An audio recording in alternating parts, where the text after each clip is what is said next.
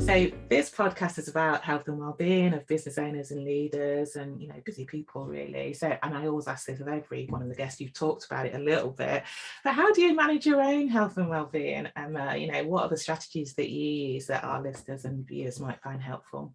So I didn't always do this, and this is why I sort of crashed into a wall. So what I have really learned to do, and I can see a massive difference, is there are 3 things that I do. The first is that I give myself a break.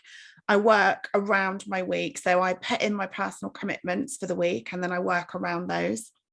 I've also started to understand what my working pattern is best. So I tend not to do lots of early morning things. I'm one that works probably later into the evening. So I work in the best way that I work.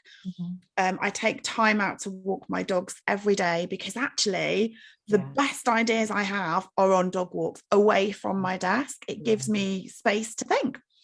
And then what I also have done is built a really strong community. I realized that I felt very, very lonely in my agency because I was the boss and everyone was looking to me, but I didn't have anyone supporting me.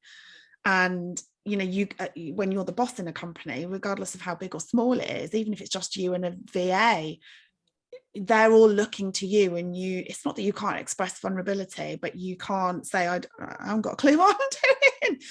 So, or somebody sent me this really shitty message, or I've got a toxic client, so I have built a community around me, lots of different communities actually, where I can sort of lean in and get that support, but also I can feel like I'm providing that support as well, because as a woman, you want to know that you've got those relationships and that balance of leaning in just as much as you seek help.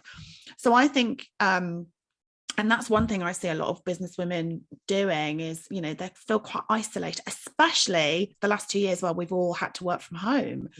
Even the co-working spaces were shut and we were just here. So I think those are, and the other thing I have done as well is started to meditate. And I don't see meditating, which I used to do, as the sitting there and ahhing.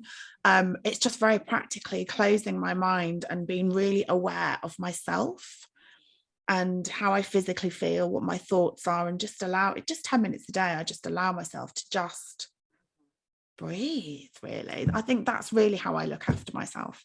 Yeah, fantastic. Oh, brilliant suggestions, particularly around the community, because I think that's one of the things that we've talked about.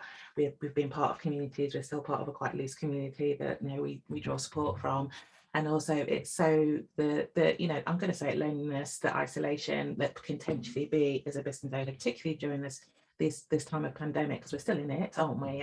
I'm hoping that this is the beginning of the end, and we're recording this in January 2022, and so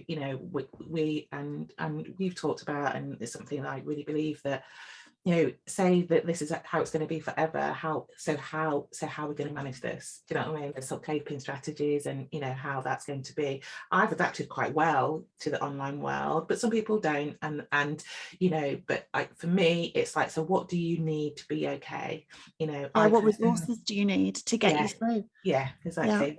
What I personally need is community. I need people that I can talk to, because I like to talk, and and whatever you need. So you talked about co-working spaces, and those things can happen. It's around fine, and that's part of my plans for 2022 is to all the people I've met, what do they need, and you've said it, Emma. They need community, they need support, they need to know that they're not on their own. With this, need strategies for going forward, and to the time and the space to think about that. So I think that's all fantastic. And I think also, one of the things for wellbeing, it is a strategy, but it's a wellbeing is just do 3 things and do them well. Yes. Don't do all the things. Just put everything into just pick 3 things you're going to do this year, and just go all in on that. Brilliant.